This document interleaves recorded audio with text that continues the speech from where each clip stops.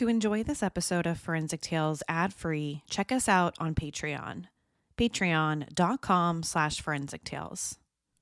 Forensic Tales discusses topics that some listeners may find disturbing.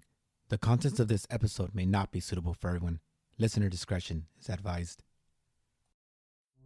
In 2007, a 2-year-old little girl named Mariah Alvarez was rushed to a Texas hospital. She was unresponsive. Her tiny body was covered in bruises. Within hours, her mother was under arrest. That mother was Melissa Lucio. Police believed the bruises told a clear story: abuse. Prosecutors would later argue that Melissa had beaten her daughter to death. But Melissa told investigators something different.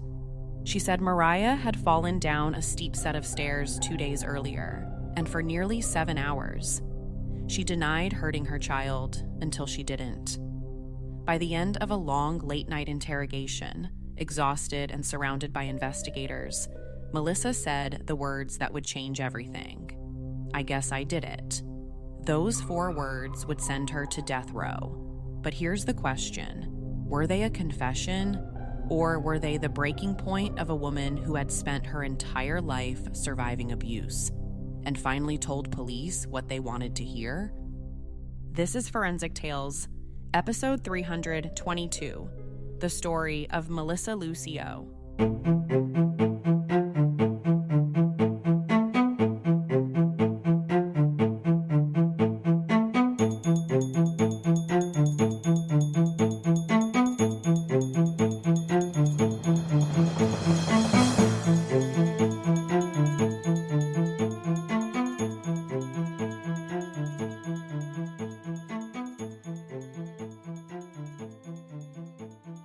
Welcome to Forensic Tales. I'm your host, Courtney Fretwell. Forensic Tales is a weekly true crime podcast with a forensic twist.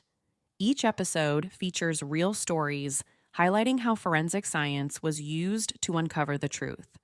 From fingerprinting to blood spatter, to criminal profiling and familial DNA, we explore every investigative angle. If you enjoy deep dives into real cases and the science behind them, make sure you're subscribed so you never miss an episode. And if you want even more content, including bonus episodes and behind-the-scenes updates, you can join our community over on Patreon. The support there truly helps keep this show going. You can also find the show on YouTube, where I'm sharing episodes, clips, and additional content, so make sure to subscribe there as well. And one small favor that makes a huge difference for the show: if you're enjoying the show, please consider leaving a positive review on Apple Podcasts or Spotify. Let's get into today's case. A quick note before getting into the episode: we cover a lot of heavy topics, but the topics discussed in this episode are very sensitive, including child abuse, sexual abuse, and the death penalty. So please take care while listening. A list of resources will be included at the end of the episode and in the show notes.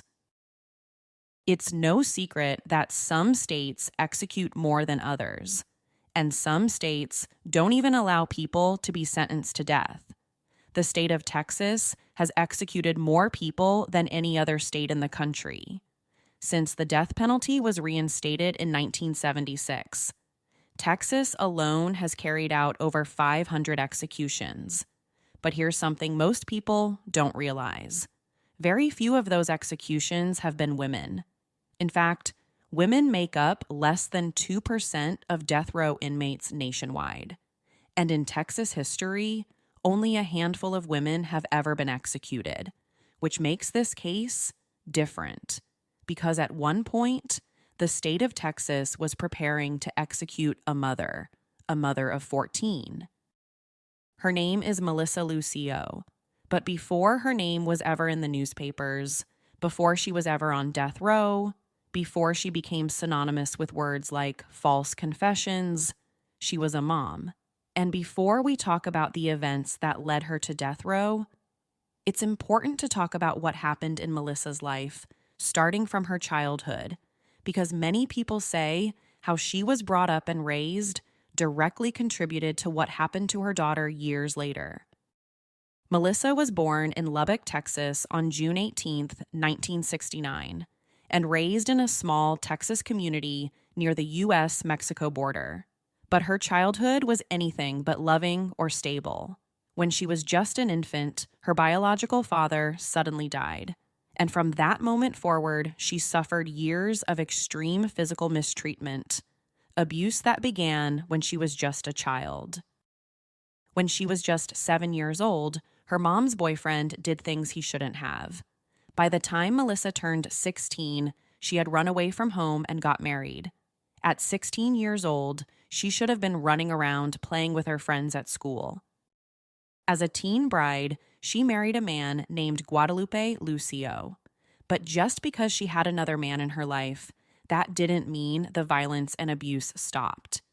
Melissa would later say that he was both physically and emotionally abusive toward her throughout their relationship. He was also addicted to drugs and alcohol, so you can only imagine the kind of life she lived with him. So by 16 years old, Melissa was married and pregnant. She and Guadalupe would end up having a total of 5 children together, but their marriage wouldn't last. He abandoned Melissa and the kids not long after their 5th child was born. So by her early 20s, she was a single mom. Then came another man, a man named Robert Alvarez. He became Melissa's second husband. Together, they would have 7 children. Then while Melissa was incarcerated, she gave birth to 2 more children, a pair of twins. That brings us to 14 children by 2007. She had also suffered several miscarriages. Just like her first husband, her second was just as abusive. During their relationship, Robert beat Melissa, choked her, and threatened to kill her. To be completely honest, Melissa's entire life was marked by poverty, unstable relationships, and documented domestic violence. Most of her partners were abusive, and police reports show repeated calls to her home. Her neighbors described chaos, and social services had been involved at various points. She spent her entire life at the center of abuse and violence. By 2007, Melissa was living in a small apartment in Harlingen, Texas, with many of her children, including her 2-year-old daughter, Mariah Alvarez, the girl at the center of this tragic story. Mariah was born in September 2004 and became Melissa's 12th child. She was also one of the 7 children Melissa had with Robert. Mariah was described by family members as sweet, quiet, and small for her age. At just 2 years old, she was just a baby. She literally had her entire life ahead of her. But that precious young life was taken one day in 2007. And even after all of these years, there are still so many unanswered questions about what exactly happened. In early February of that year, the family had just moved into a new apartment. But there was something about the building that's important to understand. The stairway outside the unit was very steep and made of wood. It was the kind of staircase you had to be careful with. If you weren't paying attention or lost your footing, you could easily slip and fall down. And according to Melissa, that's exactly what happened to her daughter, Mariah. Melissa said that 2 days before her death, she accidentally fell down the building's back stairwell. Here's something else you should know about Mariah. Melissa said that her daughter had a mild physical disability that made her unstable when walking. She also said that she had fallen before. So what happened on this particular day wasn't a big deal. Melissa said Mariah cried, but seemed okay afterward. So there was never a hospital visit to get her checked out. There wasn't even a call to her pediatrician. Melissa was just a mother who thought her daughter would be fine. But on February 15th, 2007, everything changed. That evening, 2-year-old Mariah became unresponsive, and within hours, investigators would begin building a case, not around an accident, but around murder. On the evening of February 15th, 2007, paramedics were called to Melissa's apartment, and when they arrived, they found Mariah lying on the living room floor. She wasn't breathing. She had no pulse. According to emergency records, she was in full cardiac arrest. But here was the first red flag. No one was immediately beside her when responders entered the room. She was completely alone. The authorities would later learn that Mariah had gone down for a nap but never woke up. Paramedics began CPR immediately. They knew time wasn't on their side. If they wanted any chance at saving this 2-year-old little girl, they needed to act fast. But as they worked on her, something else stood out. Mariah's body was absolutely covered in bruises. Not just one or two. Multiple bruises across her face, torso, arms, and legs. And they were in different stages of healing. Some appeared fresh, others were older, days or even weeks old. Responders also observed what appeared to be a previously broken arm, one that had not recently been treated. There was also a mark on her back that investigators would later describe as a bite mark, and patches of hair that appeared to have been pulled from her scalp. It's those kinds of details that just make you sick to your stomach. As a mom myself, this was the hardest part of the episode to talk about. Despite aggressive resuscitation efforts at the apartment, Mariah never regained consciousness. She was rushed to the hospital, and in the emergency room, doctors continued life-saving measures, but nothing worked. At the hospital, Mariah Alvarez was pronounced dead, and almost immediately, the focus shifted from saving a life to determining how that life ended. The first step was the autopsy, and here's where things get extremely graphic, especially since we're talking about a 2-year-old little victim. But according to the forensic pathologist who performed the autopsy, Mariah had suffered extensive abuse in her short time on Earth. In fact, the emergency room doctor who treated her would later testify at Melissa's trial that this was the worst case of child abuse he had seen in his entire 30-year medical career. Mariah's autopsy documented all of her external and internal injuries. Externally, the bruising was extensive. There was no doubt that this girl had been abused by someone, whether it was her mom or her dad or a combination or both. But the most important autopsy findings were found inside her skull. The medical examiner discovered evidence of blunt force trauma to the head. There was significant bleeding and swelling within the brain. Injuries consistent, in the pathologist's expert opinion, with forceful impact. Not a minor bump, not a simple tumble. The forensic pathologist would later testify that Mariah's injuries weren't consistent with a fall down a set of stairs like Melissa said. Instead, they were consistent with Mariah being beaten to death. So on paper, the official cause of death was ruled homicide, blunt force trauma to the head. This little girl had been beaten to death, according to the forensic evidence. And that conclusion would shape everything that followed. Because even before Mariah was officially pronounced dead at the hospital, investigators were already turning their attention to her mother. Within hours of paramedics arriving at the apartment, Melissa was taken to the police station for questioning. She had not slept. She had just lost her daughter, and she was pregnant with twins. What followed would become one of the most scrutinized interrogations in modern death penalty cases. Over the course of nearly 7 hours, Melissa was intensely interrogated by police.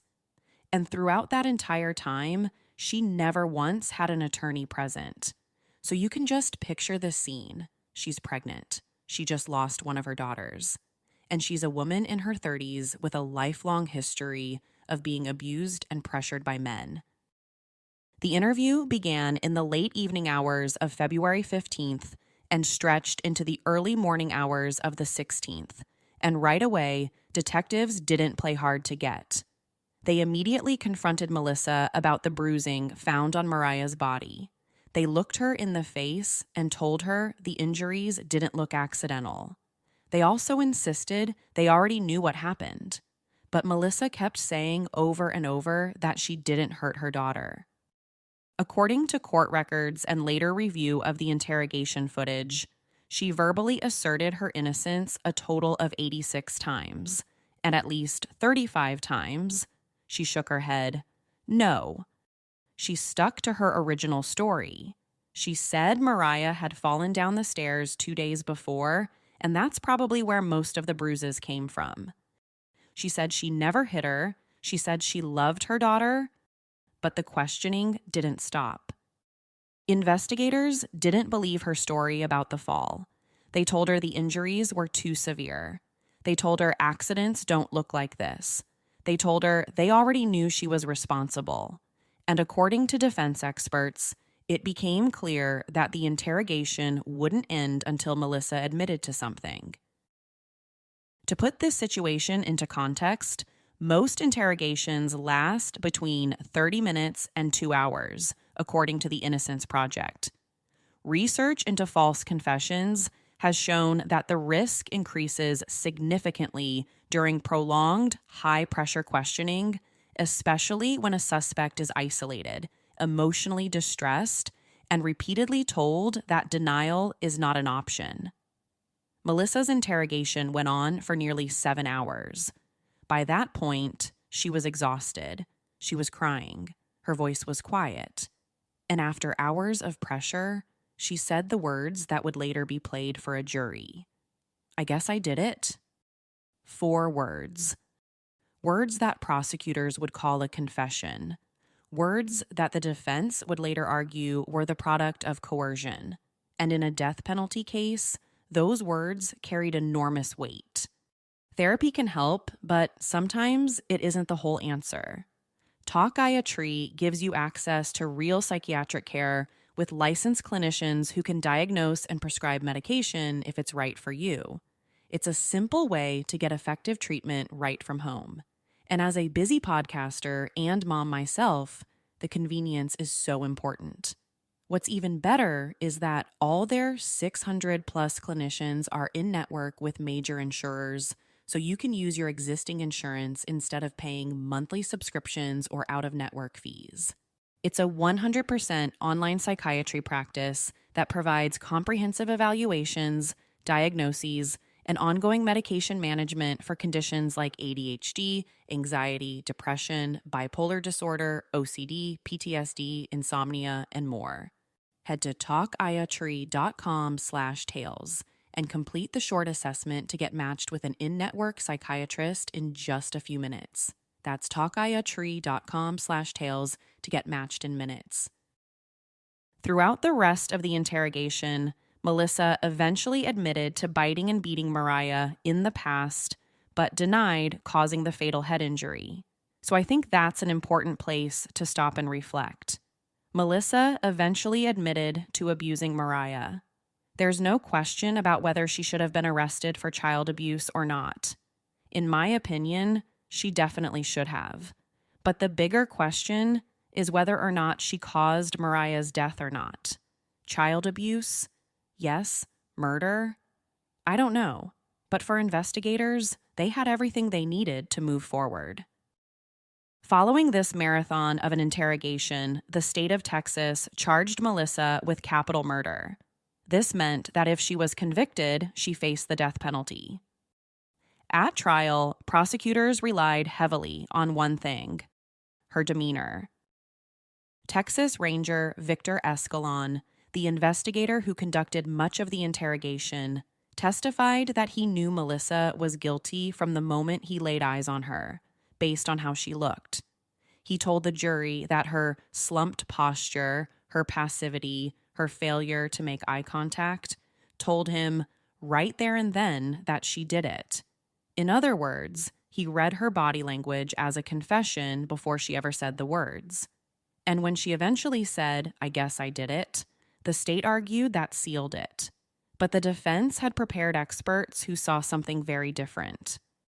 Psychologist Dr. Jonathan Pinkerman and social worker Norma Villanueva had reviewed thousands of pages of records, including protective services files documenting years of domestic violence and abuse.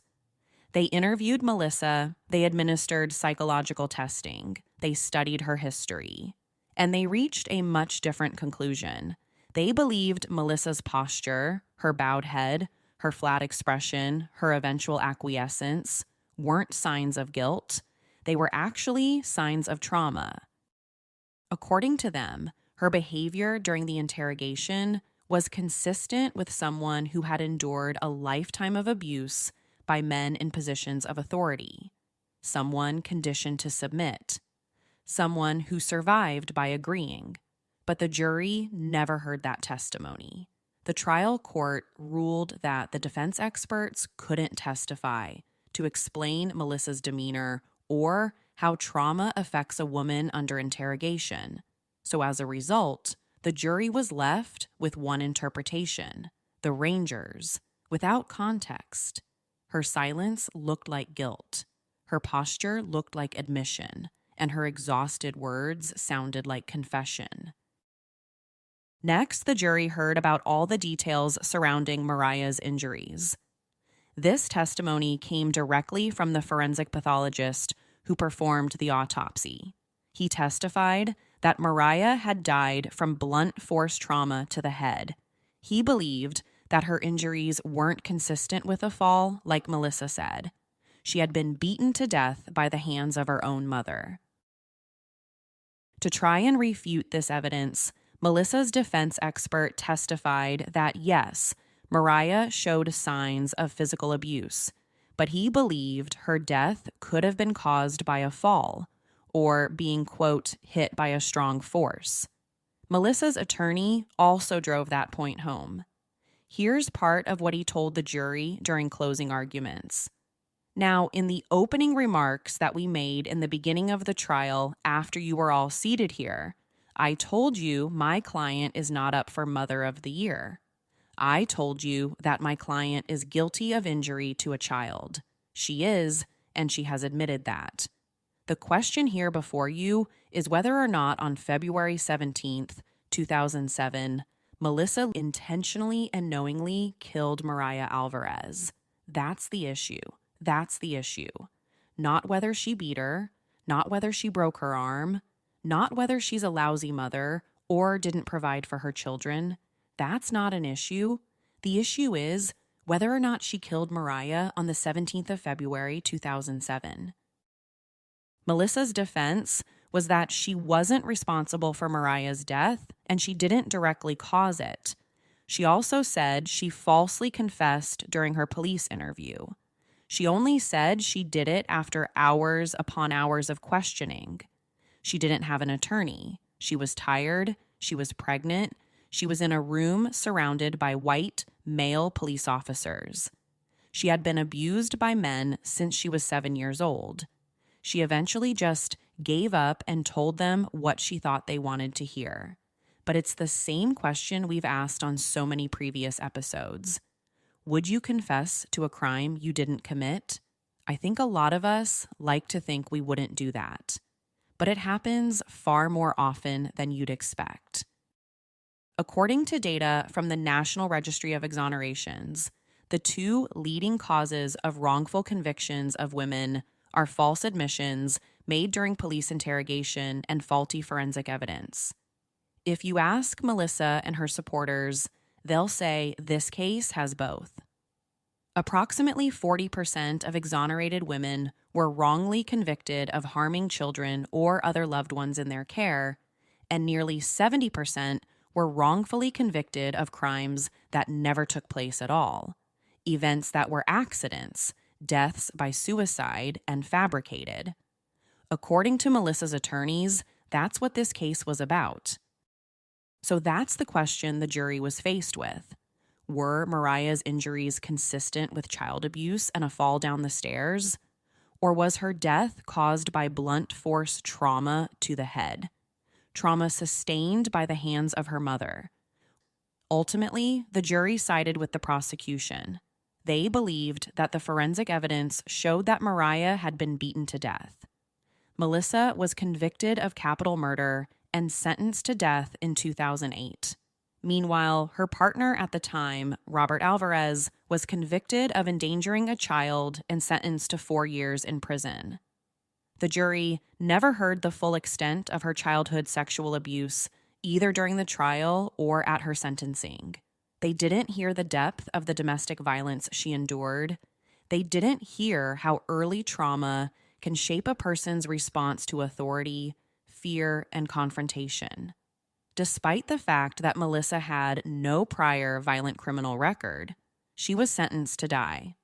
As one federal appellate judge would later write, "Facts matter. In this morality play of citizen decisions of life or death, the jury did not hear her defense."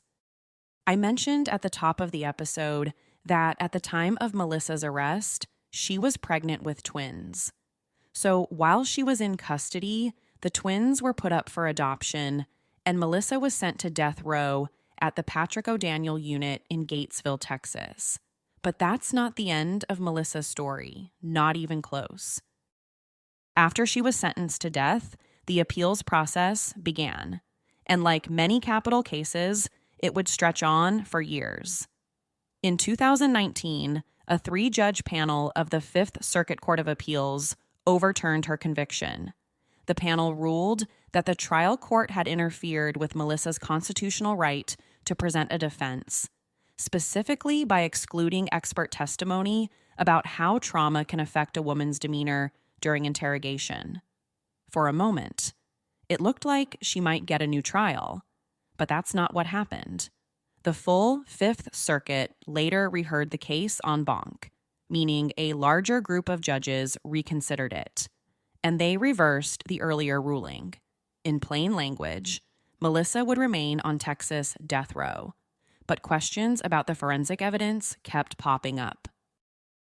At the request of her post-conviction attorneys, Dr. Thomas Young, a former chief medical examiner in Kansas City, reviewed the autopsy findings, and Dr. Young concluded that the original medical examiner may have reached the wrong conclusions. He questioned whether Mariah's injuries definitively ruled out an accidental fall, and he pointed to another case involving the same medical examiner, a man named Manuel Velez, whose death sentence had later been overturned after further medical review contradicted the original findings. Support for Melissa began to spread like wildfire. In 2021, a group of legal scholars, trauma experts, and organizations that work with survivors of abuse filed an amicus brief in her case.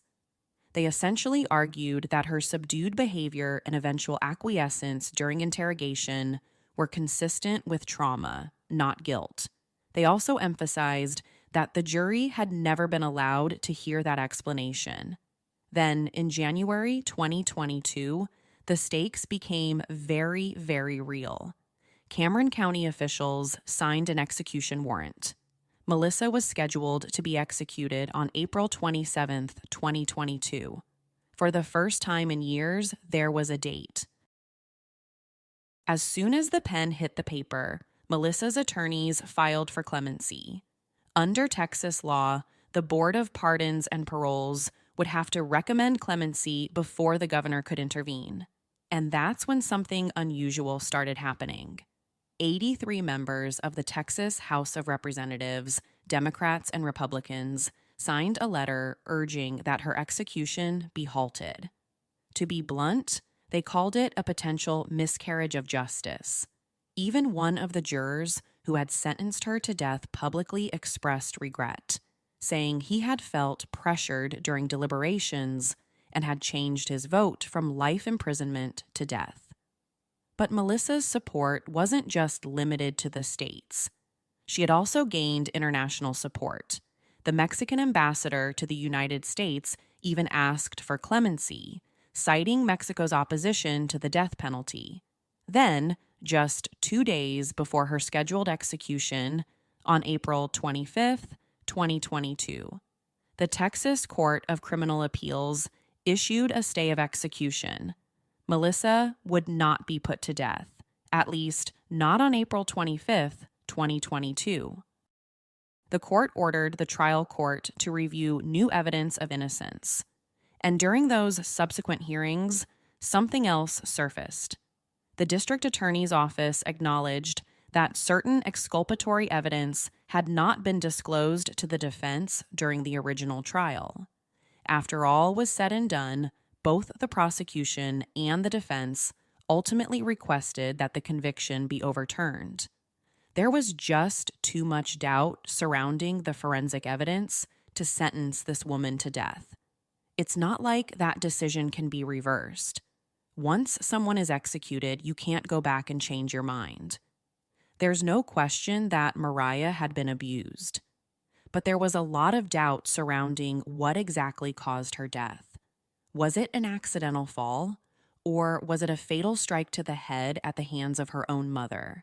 That's where the controversy around the forensic evidence lies. In April 2024, the trial judge, the same judge who had presided over her original trial, recommended that Melissa be granted a new trial. But that's still not the end of the story. Just 6 months later, in October 2025, that same judge went a step further. He found that Melissa is actually innocent and that she did not kill her daughter, and recommended that both her conviction and death sentence be vacated. He essentially agreed with the district attorney that the previous prosecution team suppressed evidence supporting Melissa's defense at trial that Mariah died from an accidental fall. So what happens next? Well, to be honest, nobody knows. As of today, Melissa's case is now before the Texas Court of Criminal Appeals, which will decide whether to accept Judge Nelson's recommendation that her conviction and death sentence be set aside. So there's still a chance that the state of Texas will follow through on its plan to execute her. There's also a chance she will be given a new trial. There are still so many ways this case can go. And at the heart of it lies the fate of a woman's life. Will Melissa be executed for the sudden death of her 2-year-old daughter? Or will the Court of Appeals lean into the reasonable doubt surrounding her injuries? They also have to answer the biggest question of all. Did a murder even happen? Was Mariah's death a homicide or a tragic accident? Which version does the forensic evidence support? Or is there too much gray area to know exactly what happened that day to that poor little girl? In case you want to learn more about Melissa's story, it's been covered extensively on both TV shows and documentaries. In 2020, filmmaker Sabrina Van Tassel released a documentary titled The State of Texas versus Melissa. The film followed Melissa's story in depth, from the night of Mariah's death to the interrogation to the mounting questions surrounding her conviction. It premiered at the Tribeca Film Festival in 2020 and later won Best Documentary at the Raindance Film Festival. It was this documentary that introduced Melissa's case to a national and international audience. Then, in 2022, her case was featured on Last Week Tonight with John Oliver.